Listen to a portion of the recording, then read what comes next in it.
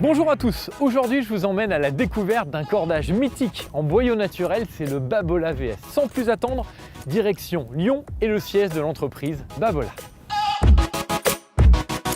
Eric, bonjour. Bonjour, bienvenue. Merci de nous accueillir dans vos locaux ici à Lyon. Alors arrêtez-moi si je me trompe, 1875, Babolat invente le premier cordage pour une raquette de tennis, c'est ça? C'est ça exactement l'histoire. 1874, les Anglais, Ouais. Comme dans beaucoup de sports, mettent les règles du tennis, même si c'est les Français qui y jouaient beaucoup. Et juste à ce moment-là, le premier kit pour jouer au tennis a été produit par un monsieur qui s'appelle Major Besset, qui est venu voir mon arrière-arrière-grand-père pour lui demander. À l'époque, on faisait des cordes de musique. Je dis, voilà une corde de musique un peu particulière et c'est la première corde de tennis qui a été inventée en 1875. 1875, c'est assez ancien. Pour dire à quel point c'est ancien, c'est 2 ans avant le premier Wimbledon, 1877, qui est le truc le plus vieux du tennis, Wimbledon. Donc voilà, on a démarré le cordage 1875 avec l'invention à la naissance de ce sport. VS, c'est le nom d'un produit en boyau naturel, c'est le top, ce qui se fait de mieux en boyau naturel. Ça vient de 2 choses. En fait, le VS est apparu au moment où les premiers héros, les premiers champions du tennis sont arrivés. C'est les mousquetaires du tennis français, c'est Suzanne Lenglen. Ils sont français, mais c'était les stars internationales du tennis à l'époque. Et avec eux, comme on le fait aujourd'hui avec des joueurs, on cherchait à développer toujours des produits plus performants. Et pour la petite histoire, le nom de VS est venu du fait qu'on a développé le produit A, puis le produit B, C, etc., jusqu'au produit V. Et puis le V était bien, et le V, on l'a même amélioré, le V supérieur, et c'est comme ça que le nom VS est né, avec ses champions, au moment où les premiers tournois, en fait, 1920-1930. Ces joueurs français-là et joueuses gagnent à peu près tout ce qui se fait en tennis, notamment la Coupe Davis. Et c'est comme ça que le sport commence à se développer, commence à se médiatiser, même si le mot est un peu fort pour l'époque, avec des champions qui font rêver les joueurs, qui leur donnent envie de jouer et qui jouent tous avec du cordage en bois naturel, et plus particulièrement le VS, qui est un nom aussi particulier parce que pendant longtemps, ce nom-là était même plus connu que le nom de l'entreprise qui s'appelait Babolat. Eric, merci pour ce petit cours d'histoire passionnant sur le tennis. Prochaine étape, c'est où du coup? Il faut absolument que tu ailles à Ploërmel. Toute l'équipe t'attend là-bas pour te montrer le savoir-faire de notre potion magique.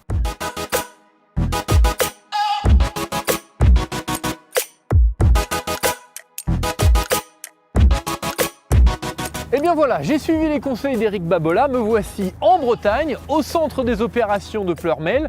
On remonte à la source de ce fameux cordage mythique, le Babolat VS. Venez voir, je vous emmène à l'intérieur, on va tout nous expliquer. Erwan? Oui, Bonjour, bienvenue. Jean-Guillaume, enchanté, merci de nous accueillir ici. Alors Eric Babolat m'envoie, il m'a dit que c'était ici que tout se jouait, que le mythique Babolat VS était fabriqué.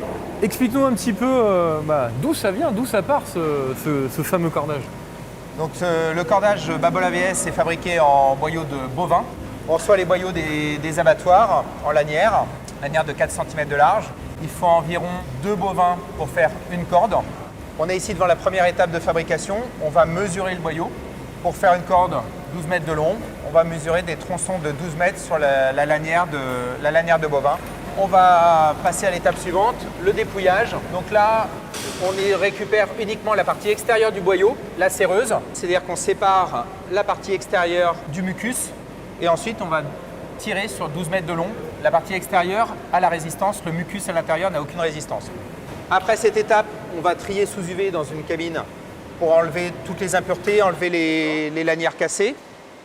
On va attacher les lanières 7 par 7, sur chaque crochet, une corde. Donc on va allonger et attacher, faire le deuxième nœud, le deuxième crochet à l'autre extrémité de la corde. Le lendemain, deuxième jour, les traitements chimiques. Donc là, 24 heures de traitements chimiques successifs, 10 traitements pour renforcer en fait la séreuse. Et puis on fait une corde qui est blanche. Ouais. On verra tout à l'heure, le bout qui n'est pas traité, c'est marron. C'est marrant. On va sécher, on va attaquer le 3e jour de fabrication. Et elle a plus tout à fait le même aspect là. Non, c'est pas du tressage, on torsade. Donc plusieurs centaines. Vous prenez le boyau et vous le tournez, Et on le tourne. Et après, l'hygrométrie va baisser progressivement. On a 3 paliers pour que sur 24 heures, demain matin, la corde sera terminée. Parfaitement sèche. Exactement. Ok. Donc après les 3 premiers jours de process, 3 semaines de stabilisation dans la pièce à côté. Là, on est sur le lot qui a été sorti ce matin. Alors là, du coup, au niveau de la texture, on voit il est rugueux un petit peu ce. Alors on à ce sent la moment-là. torsade en fait. Ouais. Comme on a torsadé la corde, Ouais. on sent la torsade. Un petit peu. On n'est pas rond. Ouais, c'est ça, voilà, C'est- exactement. Étape suivante. La finition. la finition. Allez, on va voir ça. Ici, on a une atmosphère contrôlée, on est à 50% d'hygrométrie, 20 degrés toute l'année. Ici, on fabrique 4 jauges différentes. On fait du 125, du 130, du 135 et du 140. S'il est dans une plage correcte, il va être travaillé en rectif et rectifié pour être amené au bon diamètre. Là, la corde est ronde, elle est brute, elle n'est pas encore vernie. On va juste nettoyer, on enlève la pourtière d'usinage avec les roulettes. Et ici, on va vernir le cordage. Ok. Donc on passe dans un bain et juste derrière, on passe sous une lampe UV et on récupère une corde qui ressemble à Ah ça. bah voilà. Il est là notre Babola VS là. Exactement. Là, on a un lot. Là on y est là. On y Mais est. je crois que, arrête-moi si je me trompe, vous continuez inlassablement à vérifier. On va continuer les de vérifier cordes. qu'il n'y a pas de... Et c'est d'humain, c'est du manuel. Toujours, C'est pas toutes les là, étapes. c'est pas un robot qui va scanner, c'est l'œil humain qui fait la diff là. On n'est pas capable aujourd'hui, les défauts, la formation d'une personne au contrôle ici, c'est des mois. D'accord. Donc l'expérience fait L'apprentissage. vraiment la différence, c'est le cas de le dire. Mais sur toutes les étapes, le savoir-faire qu'on a ici en fabrication, c'est un savoir-faire manuel, c'est un savoir-faire humain. Et c'est ça qui fait toute la valeur du VS. On a deux types de contrôles, des contrôles mécaniques. On coupe une corde qu'on va tester mécaniquement. On fait un contrôle qu'on appelle au nœud, à la boucle et un contrôle linéaire. Donc un contrôle de résistance de la corde pour valider que la corde qu'on a produite a bien les caractéristiques qu'on attend.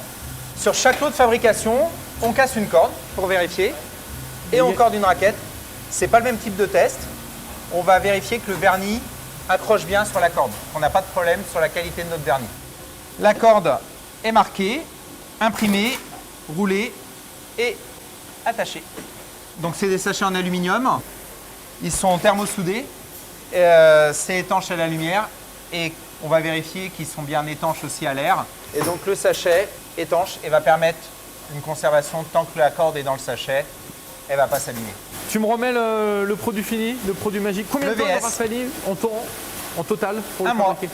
Un mois. Un mois depuis le début de la fabrication, la réception des boyaux, jusqu'à la mise en sachet. Eh bien écoute, moi je vais retourner à Lyon parce qu'il paraît qu'il y a le cordeur, il y a le cordage mythique et il y a le cordeur mythique aussi. Exactement. Un certain Lucien qui va me le poser sur la raquette. Je crois qu'il est là.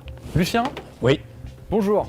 Bonjour. Jean-Guillaume. Écoute, je rentre de l'usine à Plormel Yo. qui fabrique ce fameux Babola VS et on m'a dit que tu étais la personne, le cordeur culte Ouais. pour installer ça sur une raquette. D'accord. C'est vrai? Oui. On peut essayer. Bon, raconte-nous un petit peu plus sérieusement ton parcours. On te voit devant la fameuse machine à corder, Babola d'ailleurs. Je crois que tu as fait... Made in France. Made in France. Je crois que tu as fait quelques tournois du Grand Chelem en tant que cordeur. Raconte-nous un petit peu. L'Australian, le US Open, Roland, Wimbledon, tout. Les quatre. Je suis rentré chez Babola il y a 38 ans.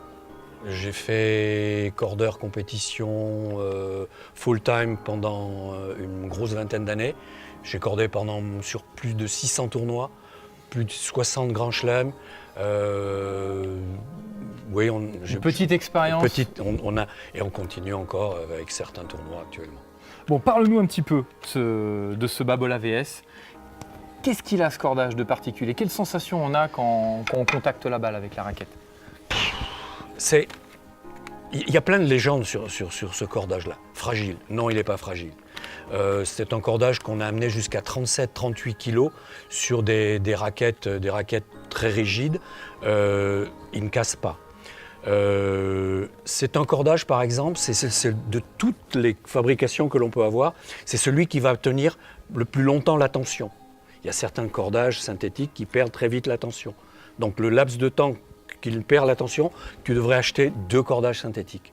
Est-ce que pour un joueur de club, un joueur lambda, un bon petit joueur de tennis, ça peut coller ce Babola VS? Oui, comme pour les pros avec l'hybride, c'est-à-dire qu'on peut mettre le montant en boyau ou les travers en boyau en fonction du style de jeu que l'on a, plus ou moins de topspin, plus ou moins de lift. On peut l'utiliser 100%. Il y a par exemple beaucoup de gens qui ont peu de force physique, qui utilisent le boyau 100% parce que comme ils ne liftent pas, comme ils ne donnent pas d'effet de balle, on ne glisse pas les cordes, donc on ne va pas les casser. Par exemple, si toi tu es un bon lifter, mais tu veux quand même l'élasticité du boyau, tu vas mettre les montants en polyester, qui est une corde résistante à l'abrasion, et tu mets le travers en boyau. Le boyau, il va faire quoi? Il va donner l'élasticité à ton polyester qui n'en a pas. Donc, l'avantage de cette corde-là tue l'inconvénient de l'autre. C'est le principe de l'hybride. Et l'hybride, le principal avantage, l'hybride, c'est comme on a deux cordes de rigidité différente, d'élasticité différente, on a plus de mouvement de corde. Donc c'est ce qui va te créer le plus d'effet. Et comme les deux surfaces sont différentes, on a un coefficient de friction différent.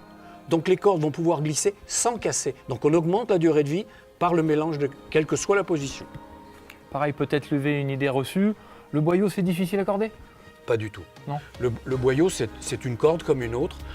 Il faut la respecter. On ne la brusque pas. On corde tranquillement. On fait les choses simplement. Il faut éviter, comme n'importe quelle corde, d'éviter de lui faire ce qu'on appelle un kink, c'est-à-dire lui faire un petit chapeau. Sous la traction, on va voir que la corde s'étire un bon petit moment. Donc c'est l'élasticité de la corde. Il y a vraiment pas de... C'est un produit qui est facile à utiliser. C'est un produit qui est facile à corder. Moi, je le préfère à corder du boyau parce qu'il est à la fois rigide et à la fois souple. Donc il obéit parfaitement sous les doigts. Génial. Écoute, on a tout compris. Pour finir, une punchline, Lucien. Ouais. No guts, no glory.